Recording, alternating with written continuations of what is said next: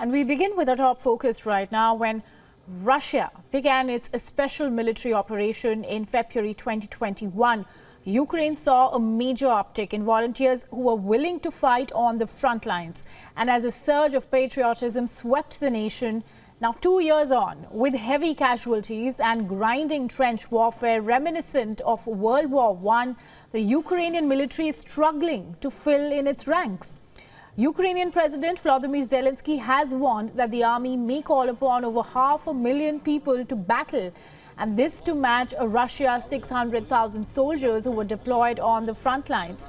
Now, Ukraine, which currently has a roughly 800,000 soldiers among its ranks, has not shared any data either revealing its deployment strength or the losses incurred. But now people are slowly getting wary of the long, grinding war. Activate any of our capabilities and resources. Human resources first and foremost. My husband has been at war since February 28th, and my son-in-law is at war. I see a very large number of examples of people sacrificing themselves who go to war following the call of the heart.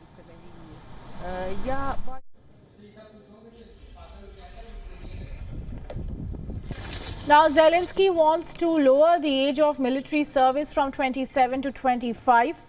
And according to a draft bill in the Ukrainian parliament, harsher penalties have been proposed for those who refuse to fight.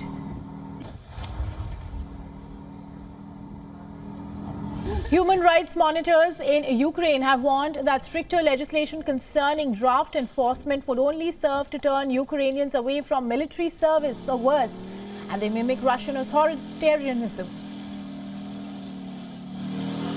I am against the military age being higher than 60 and lower than 25 years at a minimum. But since we went through the Second World War, we must understand that if the country is in dire straits, if there is such a state and situation, if it is indeed a crisis, then we must somehow defend our state.